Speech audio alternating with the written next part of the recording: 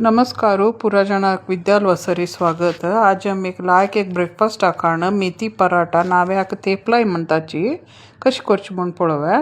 मेथी पल्लाय कोण सोडवान घेऊन धुवन सपूर कटकून घ्यायची, एक तोपा घालायची। तोपा घालून तरी ताकि 1 चमचे मिरसंगे पिठी, अर्ध चमचे हळदी पिठी, रुचे तकीत मीठ, 1 चमचे कोथिंबरी पिठी, 1 चमचे तीळू पुरे घालून येदे उद्दा घालून ताका लायकून त्या पल्ल्याक कालून घ्यायची पुरे मसाला। मागीर ताका कितली धरता पळय तितली गोवा पीठ घालायची। हांगा हांव 3 कप गोवा पीठ घाला। गोवा पीठ घालून लायकून त्या एक 10-15 मिनिट धांकून दवरायचें। ते पीठ तेंचे मोवाळ जाता।